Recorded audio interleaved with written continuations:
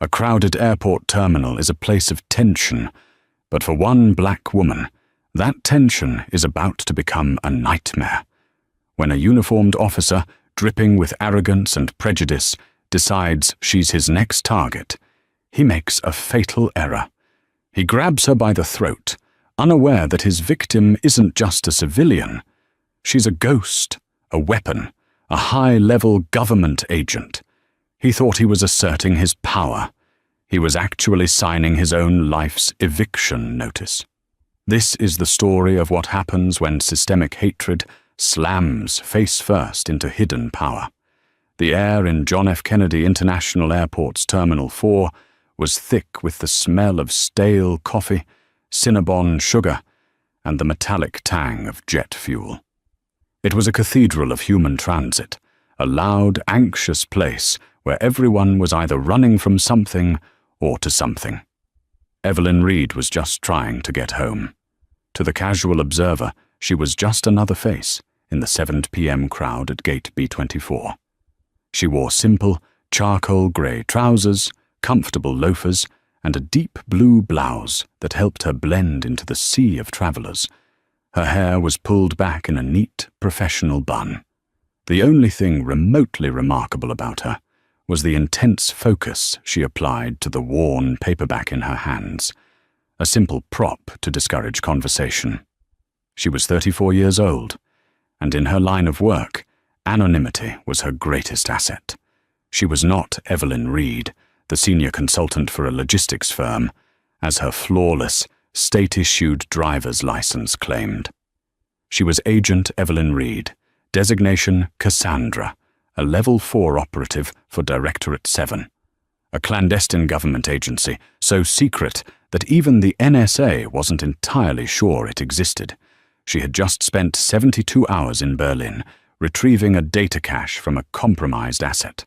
The mission had been messy, involving a high-speed chase through the Tiergarten and a near miss at a U-Bahn station. She was exhausted. Her body ached with the memory of a hard landing on cobblestone, and her mind was still decompressing, transitioning from the high-stakes world of codes and dangers back to the mundane. All she wanted was to board her American Airlines flight to Chicago, disappear into her window seat, and sleep. The boarding line was a chaotic shuffle. Families with screaming toddlers, stressed business people, and college students all vied for position. Evelyn stood patiently, her carry-on bag at her feet. That's when she saw him. He wasn't TSA. He was Port Authority Police, his uniform a crisp, dark navy, his badge number, 3491, polished to a high shine. His name tag read K. Miller. He was a large man, thick in the neck and shoulders, with a face that seemed perpetually locked in a sneer. He was walking the line with his younger, more nervous-looking partner, Officer Davis. Miller wasn't checking everyone. He was selecting. Evelyn, a master of observation and behavioral analysis, saw the pattern immediately. He stopped a man with brown skin and a long beard, asking him to open his bag right there in line. He made a group of teenagers speaking Spanish put their phones away. And then his eyes locked on Evelyn. She felt the shift in his posture, the slight narrowing of his gaze. It was a look she had seen her entire life, a look that judged, dismissed, and coveted power over her. She kept her expression neutral, her eyes dropping back to her book. Don't engage. Be the grey wall. Be boring.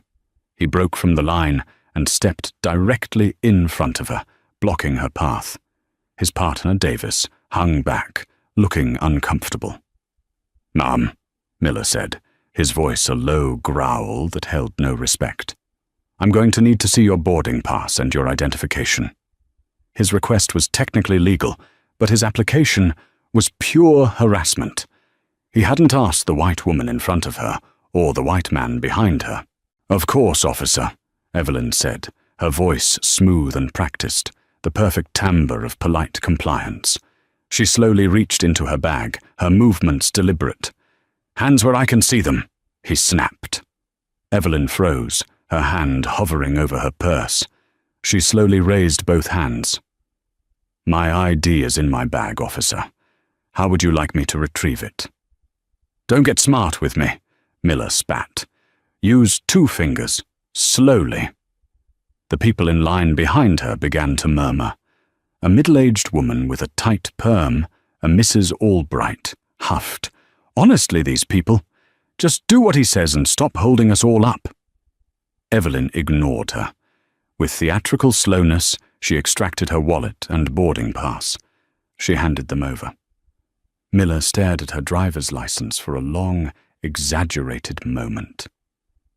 Evelyn Reed. A logistics consultant. That's a fancy title. Where are you really coming from?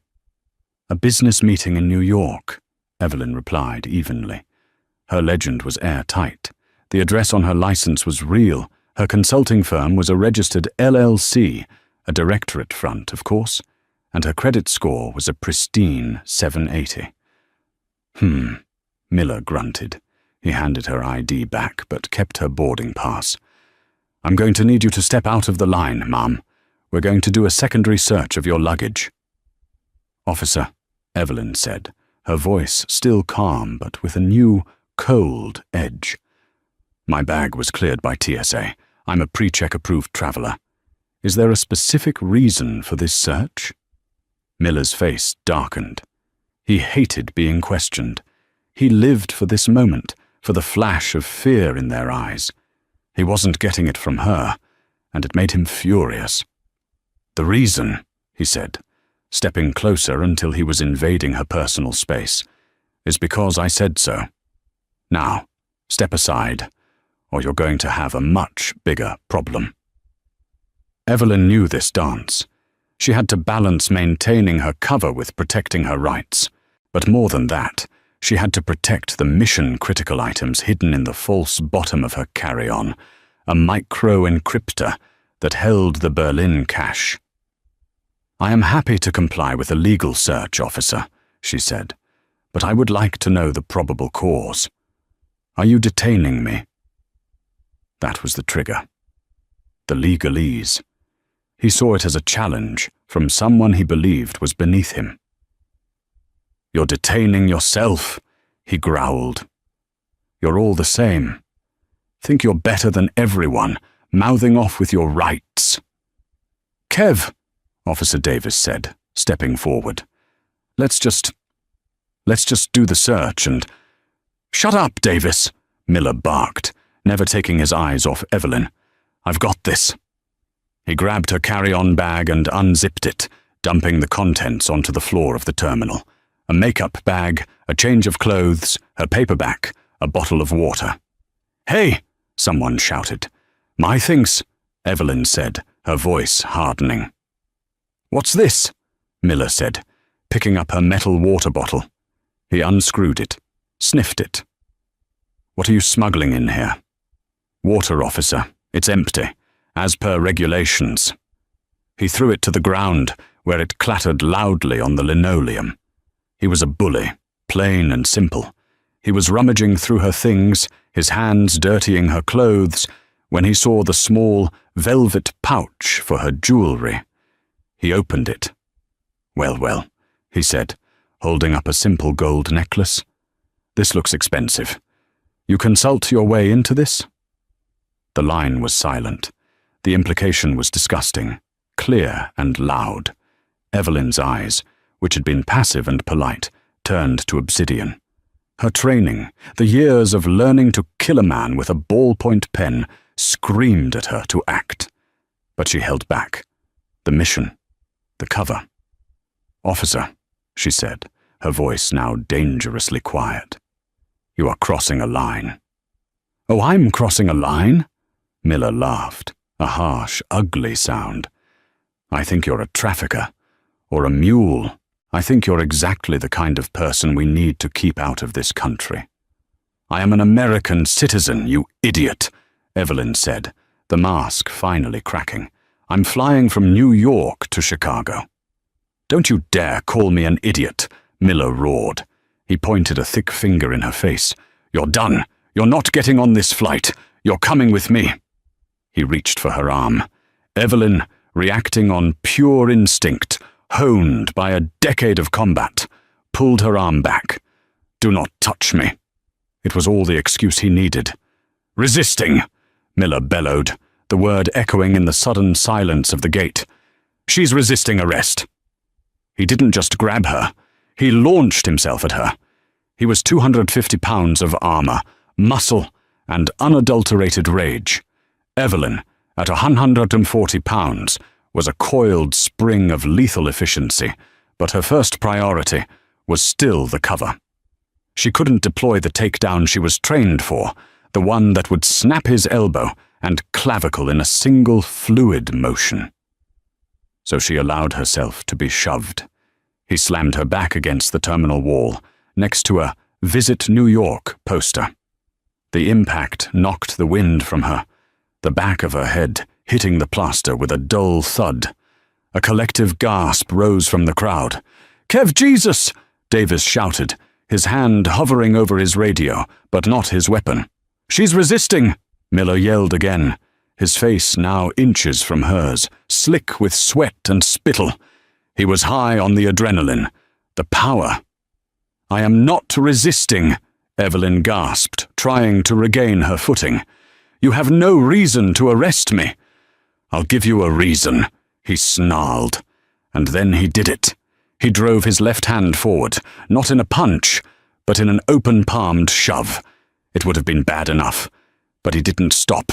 His thick, meaty fingers clamped around her throat, cutting off her air. He wasn't just restraining her. He was choking her. Time seemed to slow down. Evelyn's world narrowed to the man's face in front of her, the broken capillaries on his nose, the smell of his garlic-laden lunch, the pure, unadulterated hatred in his pale blue eyes. Her training screamed, airway blocked, threat level, critical, lethal force authorized, neutralize. She could feel the panic rising, not from the lack of air. She could hold her breath for 3 minutes, but from the public-facing vulnerability, the sheer, humiliating injustice of it. Around her, the world exploded. "Oh my God, he's choking her!" a woman screamed. Leo, a 19-year-old college student, had been filming the whole thing. His hands were shaking, but he kept his phone steady. He zoomed in on Miller's hand, on Evelyn's face. "Get off her, you pig!" another man shouted. But Mrs. Albright, the woman from the line, chirped up. "She was resisting. The officer is just doing his job. She should have complied." Miller, fueled by his one supporter, squeezed tighter. "You're going to learn some respect, girl," he whispered, the word "girl" dripping with venom. Evelyn's vision began to get tunnel-visioned. This was no longer about the cover. This was about survival. But it was also about the long game. She had a choice. Choice A, neutralize the threat, break his wrist, use the pressure point behind his ear that would drop him like a sack of rocks. The crowd would see it.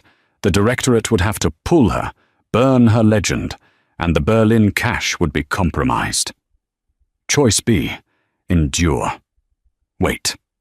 Let this play out. Let the cameras roll. Trust the system she secretly worked for, even as this other, uglier part of the system tried to kill her. She made her choice. With the last of her usable breath, her voice a raw, hoarse whisper, she said 4 words that he would not understand until it was too late. "You are non-compliant." It wasn't a plea, it was a judgment. She then did something that confused him entirely. She stopped struggling. She locked her eyes with his, and with all the focus in her body, she memorized him. This new, terrifying calm seemed to enrage Miller more than her resistance. He drew back his other hand, balling it into a fist. He was going to hit her. "Port Authority, back the hell off." A new voice, sharp and authoritative. Officer Davis had finally, belatedly, done his job. He had his taser out, not pointed at Evelyn, but at Miller. "What the hell are you doing, Davis?" Miller roared, his hand loosening on Evelyn's throat. Evelyn took a deep, ragged breath, coughing, her hand flying to her own neck. The skin burned. "I said back off, Kev. You're done!" 2 more officers were running toward them, drawn by the commotion. Supervisor Henderson, a man whose paunch hung over his duty belt, was right behind them. "What in the Sam Hill is going on here?" Henderson boomed. Miller finally stepped back, his chest heaving. He immediately switched to victim mode. "This suspect," he pointed at Evelyn, "was non-compliant and became aggressive. She assaulted me. I had to use necessary force to restrain her." "Assaulted you?" Leo, the kid with the phone, stepped forward. "I've got the whole thing on video, man. You choked her. She didn't touch you." "Get that phone out of my face," Miller lunged, but Davis put a hand on his chest. "Sir," Davis said to Henderson, his voice shaking, "we need to review the footage. All of it." Evelyn leaned against the wall, her legs trembling slightly, not from fear, but from the adrenaline dump. She was a professional, but she was also a black woman in America, and this scene was a trauma she knew all too well. The only difference was that this time she had a security clearance that could topple governments. "Supervisor Henderson," Evelyn said, her voice a rasp. The crowd quieted to hear her. "Officer Miller has committed aggravated assault. His badge number is 3491. I am pressing charges, and I have my own recording." She reached up and tapped a small, discreet pin on her blouse, a high-resolution, audio-visual recorder. Miller's face went from red to a pasty, sickly white. "All of you," Henderson said, realizing this was a PR bomb waiting to detonate. "My office. Now. You," he pointed at Leo. "I'm going to need that phone." "No, sir," Leo said, surprisingly brave. "This is my property, and this is evidence. I'm already uploading it to the cloud." Evelyn gave the student the slightest, most imperceptible nod of approval. The dynamic had shifted. The power was no longer in Miller's meaty fist. It was in the digital cloud, and it was in the small, unassuming pin on Evelyn's blouse. The security office in the terminal's sublevel was a sterile, windowless box that smelled of industrial cleaner and fear. The fluorescent lights hummed, casting a sickly yellow pall over everyone. It was a room designed to make people feel small and trapped. It was not working on Evelyn Reed. She sat composed in a hard plastic chair, her bag, hastily repacked by a sheepish Officer Davis, at her feet. Her throat was a tapestry of red and purple, a clear handprint already blooming on her skin. She had refused medical attention. "I'll wait," she'd said, her voice flat. Across from her, Officer Kevin Miller was pacing, his victim act now replaced by a belligerent, defensive energy. He was loudly recounting his version of the story to Supervisor Henderson, who was rubbing his temples. "And I told her, Mum, you need to step out of the line. And she got in my face, called me an idiot. I felt threatened. My life was in danger." Evelyn almost laughed. It was the script, the pathetic, worn-out script they always used. "She's 5'5" and you're 6'2", Kev," Davis muttered from the corner, where he was studiously avoiding eye contact. "You stay out of this, rookie," Miller snapped. "You don't know the law. It's about perceived threat." "Perceived by whom, officer?" Evelyn's voice cut through the room. It was hoarse but hard as steel. "You perceived a threat because I asked you for probable cause? Or did you perceive a threat because I didn't comply fast enough for your ego?" "See?" Miller shouted, pointing at her. "Aggressive, belligerent. Right there, sir. You see it." Henderson sighed, a long, wheezing sound. He was a man drowning in paperwork, and Evelyn had just become a stack of it he didn't want. He turned to her, his tone patronizing. "Ma'am. Ms. Reed. Look, it's clear there was a misunderstanding here. Officer Miller has a tough job. He has to make split-second decisions. Now I'm sure we can handle this without any more fuss. We'll get you a voucher for a new flight. Maybe a meal. He was trying to buy her off, a Cinnabon and a plane ticket in exchange for being choked in public. A misunderstanding? Evelyn repeated. She slowly stood up. The energy in the room shifted again. The victim was gone. The consultant was gone. What stood there was something cold and sharp. "Supervisor Henderson, let's be perfectly clear," she said, walking slowly toward his desk. "Your officer, Kevin T. Miller, badge 3491, committed a felony. He assaulted me in view of at least 50 witnesses and multiple cameras, including his own body cam, which I'm sure you're already trying to find a way to lose." "Now you listen here," Henderson began, puffing up. "No, you listen," Evelyn commanded. She leaned forward, placing her hands flat on his desk. "This isn't a negotiation. This isn't a customer service complaint. This is the part where I am allowed to make one phone call, and I suggest you let me make it, because if I don't, the people I work for are going to send a team to find out why. And they are not customer service oriented." The specificity of her threat, the lack of fear, finally pierced Henderson's bureaucratic fog. This was not a typical disgruntled passenger. Miller, however, was too dense. "Ooh, who you gonna call? Your consulting firm? Your lawyer?" Evelyn ignored him. She looked only at Henderson. "Get me a secure line. Now, we don't have secure lines for civilians," Henderson stammered. "My cell phone will do," Evelyn said, "but I will need you to write down a name. When my call is answered, you will identify yourself and ask for this person. Do not interrupt. Do not speak unless spoken to." She was giving them orders in their own office. Henderson, nonplussed, just nodded, pulling a notepad toward him. Evelyn took a deep breath. This was it. The mission was secondary. The cash was secondary. The Directorate protocol for an operative compromised by domestic law enforcement was clear. Assert. Control. Dominate. "The name," Evelyn said, "is Robert Thorne, Director Robert Thorne." "And who is he?" Henderson asked, scribbling. "You can ask him yourself," Evelyn said, pulling out her phone. She noted the 2 new bars of signal, a gift from the mini relay in her bag. She dialed a number that wasn't saved in her contacts, one she had memorized. It rang once. A crisp male voice answered. "Yes." Evelyn put the phone on speaker. "This is Supervisor Henderson of the Port Authority Police at JFK Terminal 4, she said, feeding the supervisor his line. Henderson's eyes widened. He picked up the thread, his voice quavering. Yes.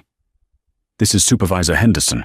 I'm looking for a Mr. Robert Thorne." There was a pause. The voice on the other end became dangerously cold. "Who gave you this number?" I'm with a Ms. Evelyn Reed. Put her on. Now." Evelyn picked up the phone. "Director Thorne, this is Agent Reed. Code, Cassandra." Another pause. The air in the room was so thick it was hard to breathe. "Agent Reed," Thorne's voice was back. "All business. Report, are you secure?" "Negative, sir. I have been compromised. Location, JFK, Terminal 4, Security Sublevel, Office 2B.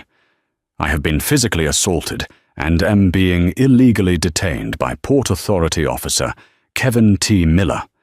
Badge 3491. Miller looked like he was going to be sick. "Assaulted?" Thorne's voice lost all its corporate polish. It was now pure, weaponized ice. "By local law enforcement?" "Yes, sir. The officer grabbed my throat. The event was witnessed and recorded by multiple parties." "Give me the ranking officer," Thorne commanded. Evelyn held the phone out to Henderson. The supervisor took it as if it were a live grenade. "This is Henderson." "Mr. Henderson," Thorne's voice blasted from the speaker. "You have approximately 60 seconds to explain why your officer assaulted one of my senior field operatives. Agent Reed is a protected federal asset under Title 18, Section 111. Your officer, by placing his hands on her, has not just committed assault. He has committed a federal offense punishable by a minimum of 10 years in prison.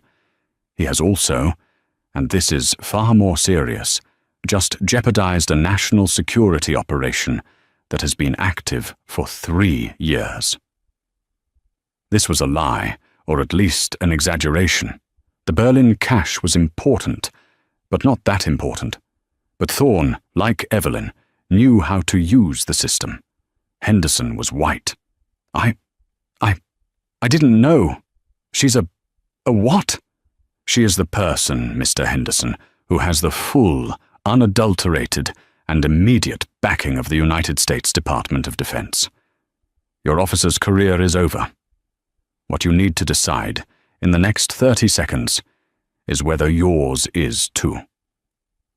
"What? What do you want?" Henderson whimpered. "First, you will place Officer Miller in restraints. He is to be considered hostile and a flight risk." "I can't just arrest my own man." "You can and you will, or I will have a federal tax team do it for you in the next 10 minutes. Your choice." "Kev," Henderson said, turning to Miller, his face a mask of sweat and terror. "Give Davis your weapon. Sit in the chair."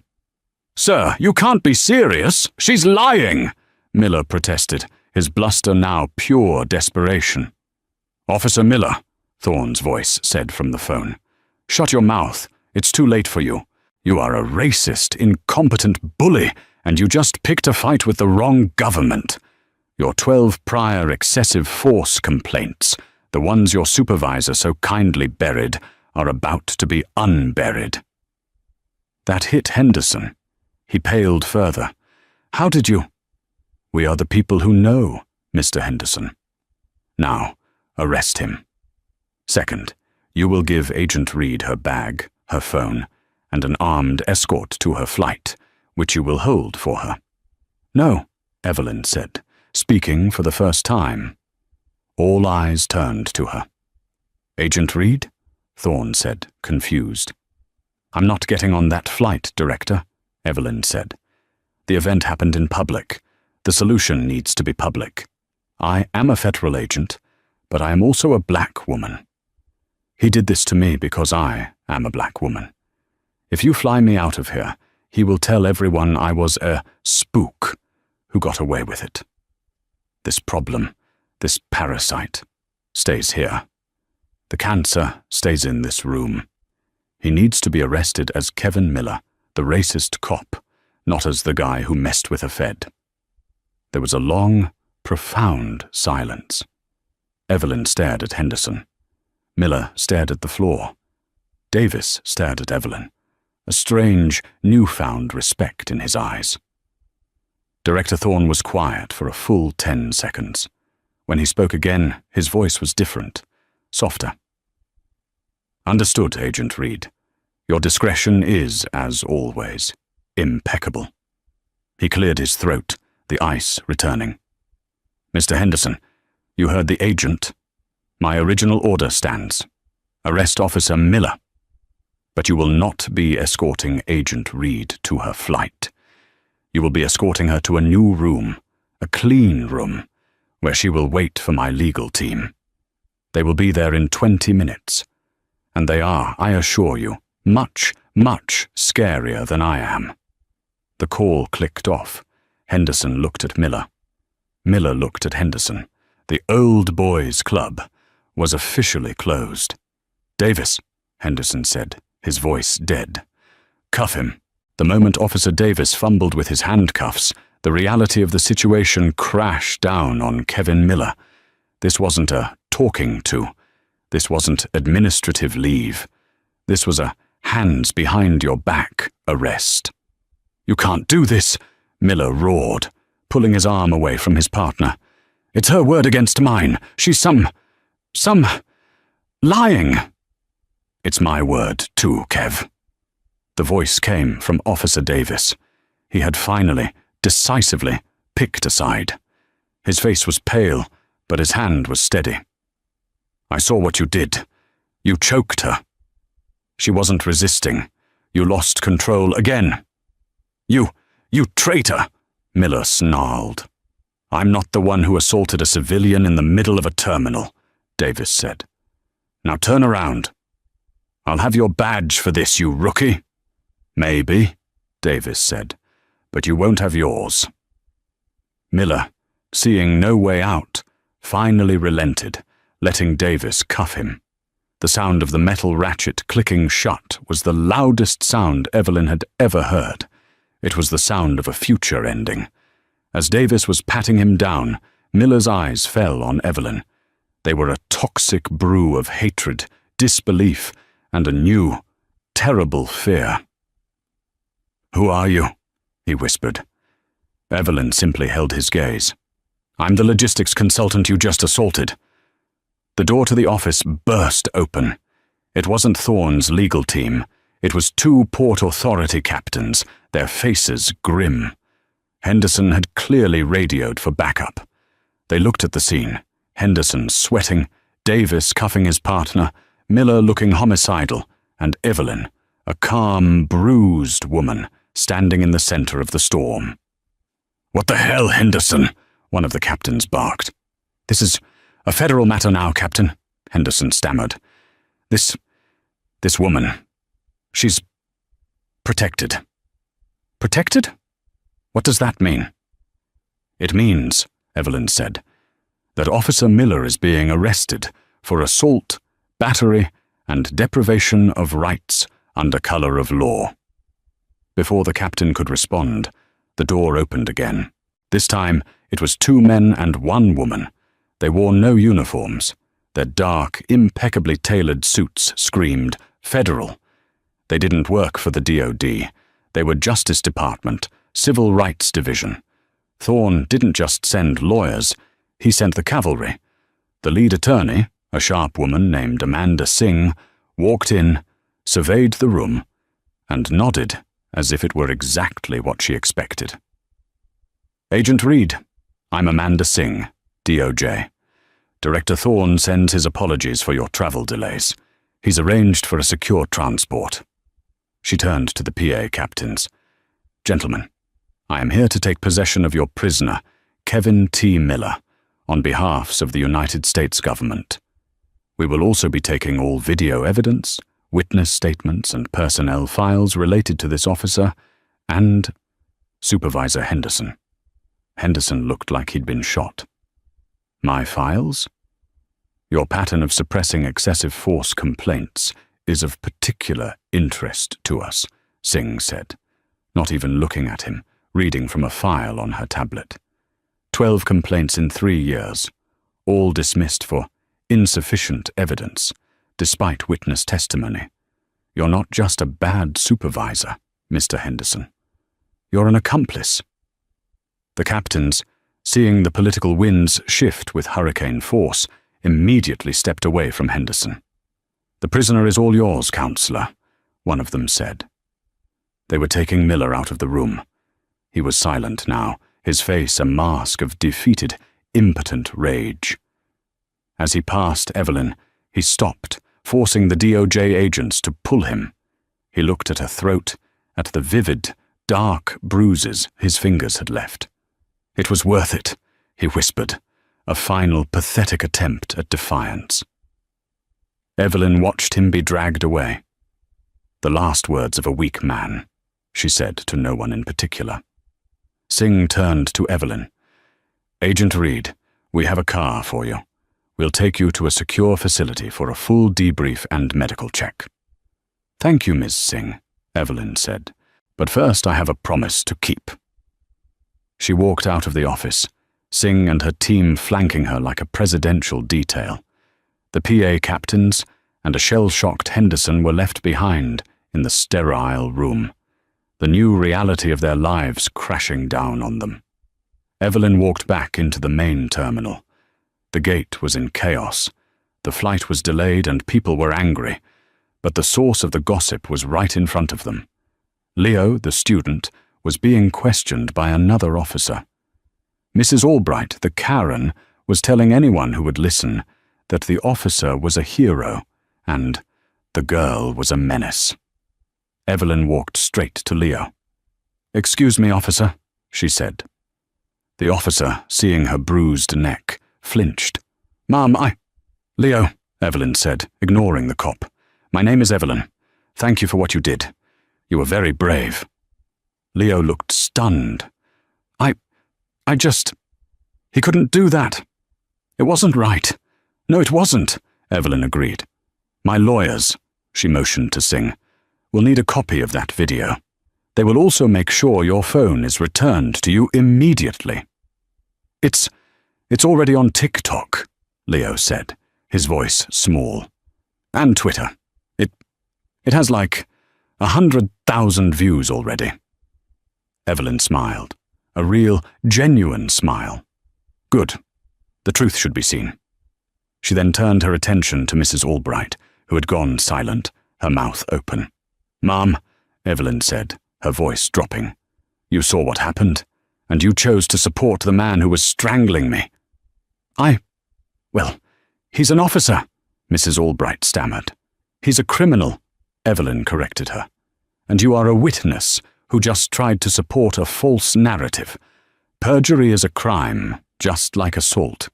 I hope for your sake, when you are subpoenaed, you find the courage to tell the truth." Mrs. Albright's face turned a shade of mottled red and white. She turned and practically ran from the gate. Evelyn Reed, flanked by federal agents, her head held high despite the pain in her neck, walked out of Terminal 4. She hadn't made her flight. She hadn't gotten to sleep.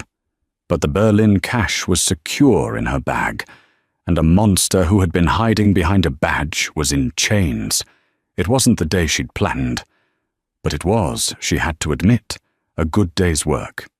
By the time Evelyn was sitting in a black Suburban, speeding toward a DoD safe house in Manhattan, the digital wildfire had already become an inferno. Leo's video was the spark. It was raw, shaky, and undeniable. It wasn't just a video. It was the video. It captured the entire exchange, starting from Miller's condescending, "Where you really coming from?" to the horrific close-up shot of his hand clamping around Evelyn's throat. The audio was crystal clear. Evelyn's calm, "Do not touch me." Miller's resisting, and the screams of the bystanders. It had been retweeted by a major news anchor in New York within 30 minutes. By the time Evelyn was drinking a bottle of water in the safe house, it was the #1 trending topic on the planet. The hashtag JFK assault was everywhere. News outlets, smelling blood, descended on JFK. They found a port authority in full-blown panic. The initial statement, released by a low-level PR flak, was a disaster. The Port Authority is aware of an incident at Terminal 4 involving an officer and a non-compliant passenger. The matter is under investigation, and the officer has been placed on administrative leave. The internet tore it apart. "Non-compliant? He choked her," read the top comment. "Administrative leave, / paid vacation." This is a joke. Who is she? Find her. Protect her. Then, a second video surfaced. This one was from a different angle, filmed by a woman who had been sitting near the gate. This video clearly showed Mrs. Albright yelling, "He's just doing his job!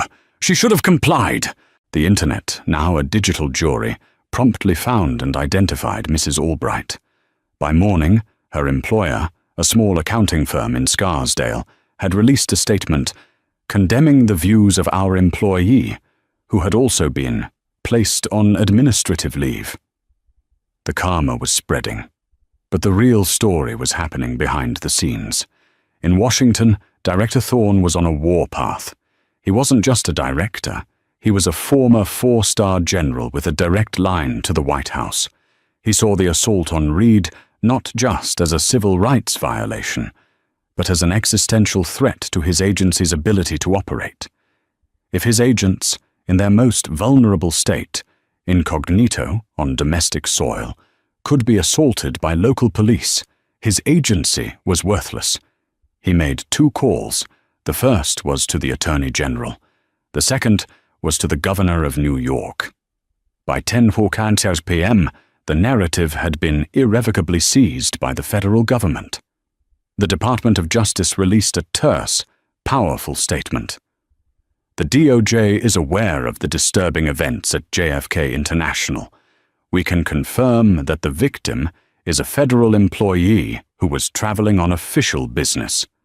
The officer in question, Kevin T. Miller, has been arrested on federal charges, including assaulting a federal officer and deprivation of rights under color of law. The investigation will be handled by the Civil Rights Division. The phrase federal employee changed everything. The media went into a frenzy. Was she FBI, CIA, a diplomat? The speculation was wild. Evelyn Reed, the anonymous logistics consultant, was now the most famous mystery woman in the world. For Miller, the world had simply ended. He was not in a local precinct holding cell. The DOJ had transferred him to the Metropolitan Detention Center, a federal prison. He was no longer a cop. He was inmate now for 945581. His union-appointed lawyer, a man who had gotten him out of 12 previous scrapes, took one look at the federal charge sheet and the viral video and told him, "Kev, the best I can do is beg them for a plea. You're looking at a decade. Minimum." Miller, in his cell, finally broke. He didn't rant. He didn't rage. He just sat on his cot and wept. He hadn't been afraid of choking a woman in public, but he was terrified of the consequences. He had believed, with every fiber of his being, that there would be none. The following 72 hours were a masterclass in systemic deconstruction. Director Thorne and the DOJ didn't just want Miller. They wanted the system that produced him. "I don't want the one cockroach, Amanda," Thorne had said to Ms. Singh over a secure line. "I want the whole nest. I want the ground salted." They began with Supervisor Henderson. Henderson arrived at his office the next morning to find 2 FBI agents waiting for him. They weren't from the Civil Rights Division. They were from the Public Corruption Unit.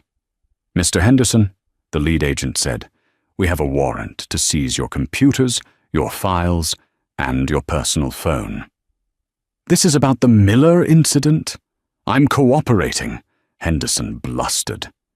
"This is about 12 separate incidents you failed to investigate, sir," the agent replied, holding up the warrant.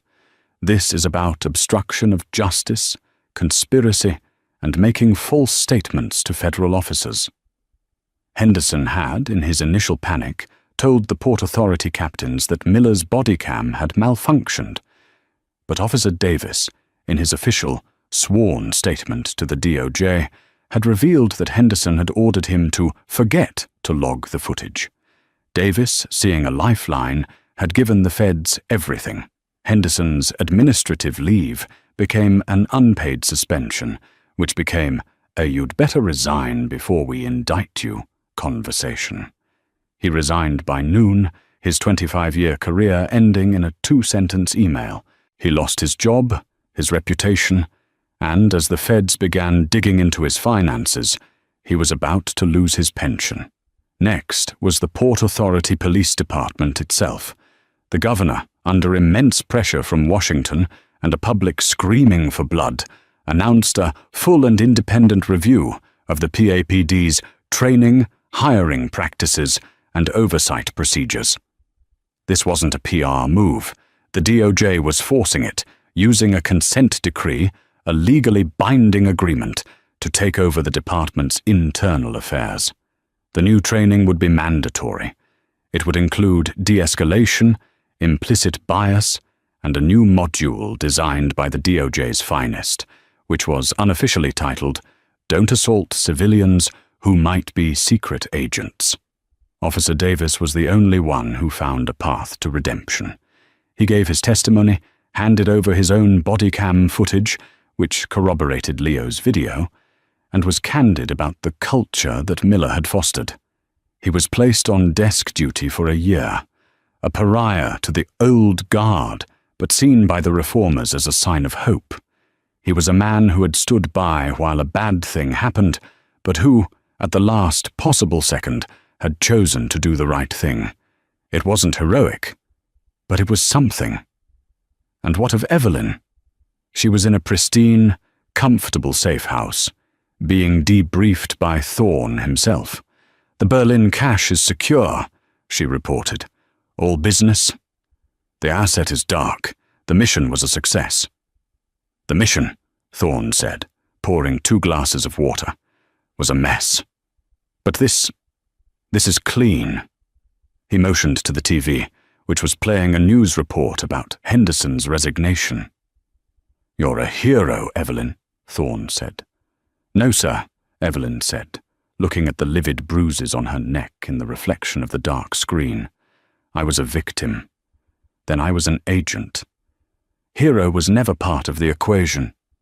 "You endured," Thorne said, his voice soft. "You took a blow that would have broken most people, and you held your ground. You didn't break cover, and you didn't break your composure. You let him destroy himself. That's a new kind of power. It's the only one I had, sir. It's the only one women who look like me ever have. The power to endure.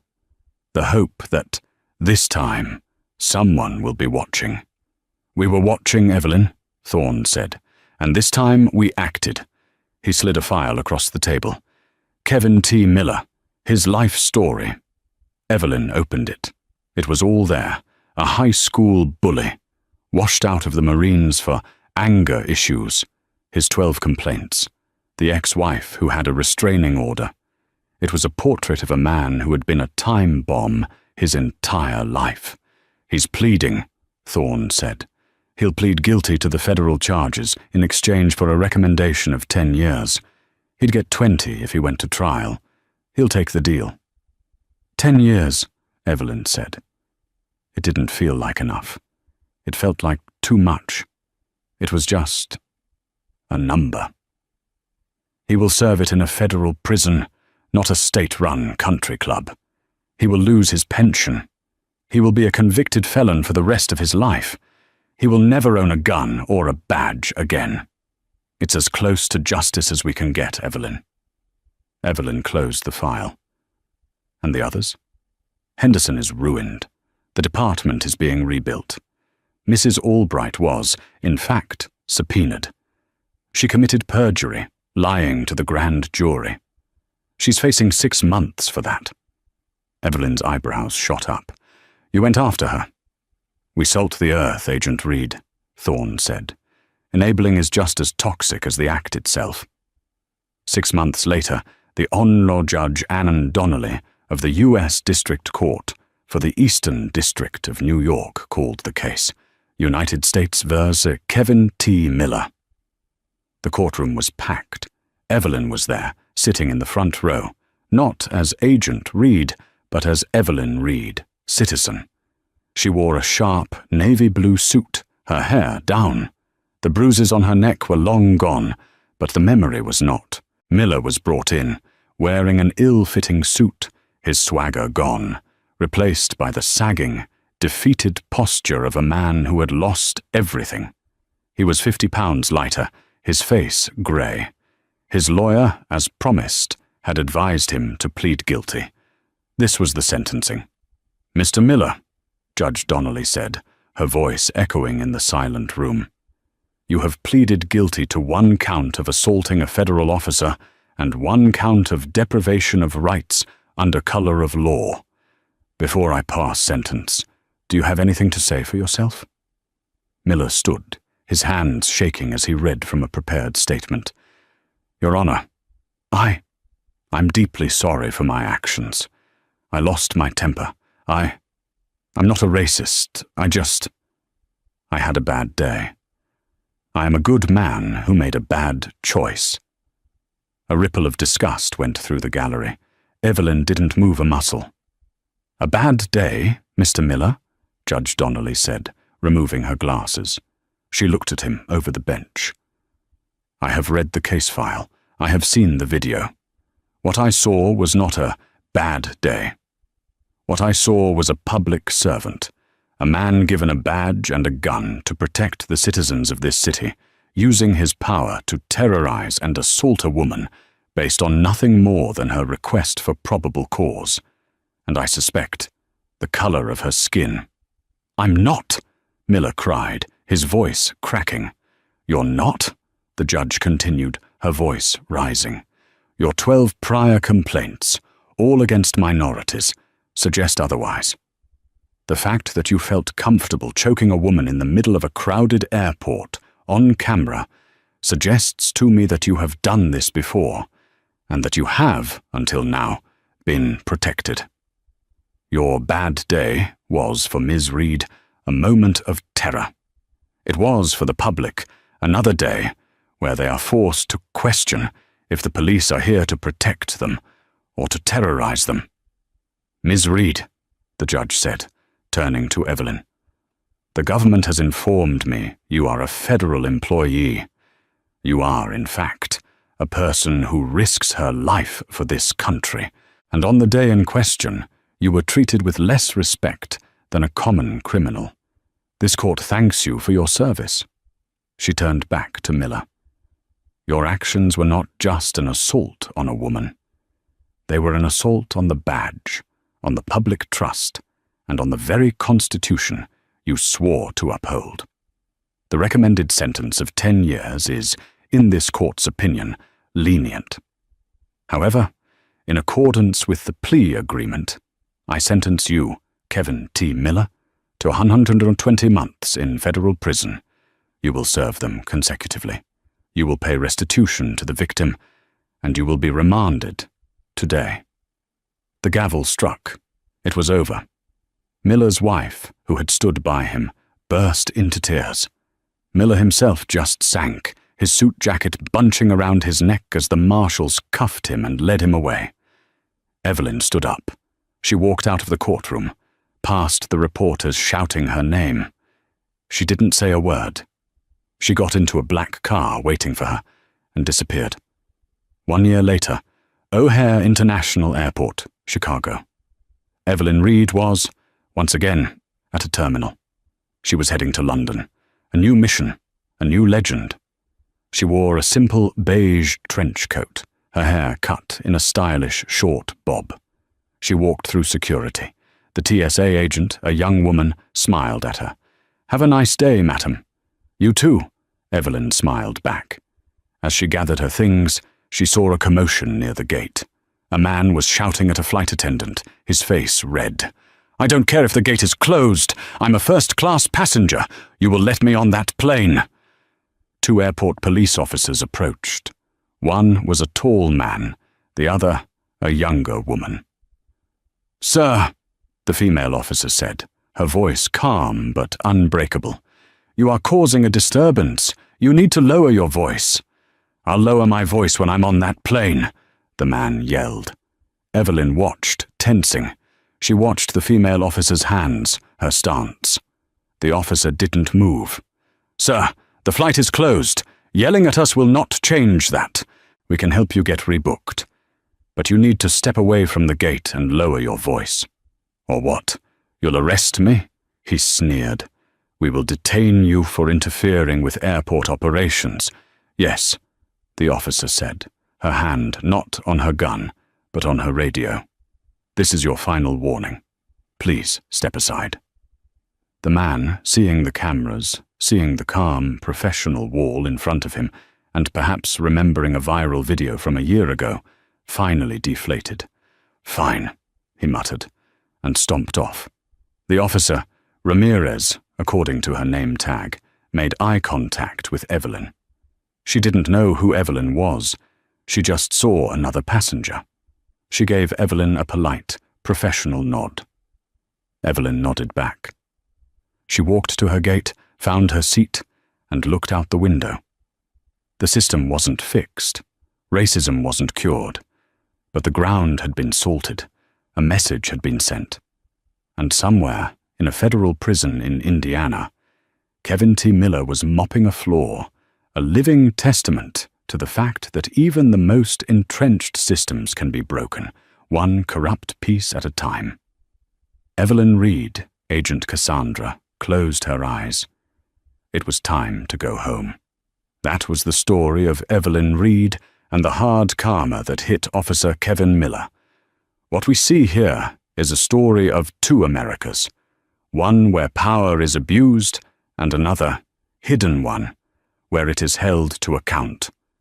Miller's racist arrogance led him to believe he was invincible, but he choked the one person who could, and did, burn his entire world to the ground. This wasn't just karma, it was a systemic reckoning. The world is full of Millers, but it's also full of Evelyns, quiet professionals who hold the line in secret. What did you think of Miller's downfall? Was it justice or just bad luck for him? Let me know in the comments below. If you were on the edge of your seat, please hit that like button and share this video with someone who needs to see karma served cold. And if you haven't already, make sure you subscribe and ring that notification bell so you never miss another story of justice and vindication.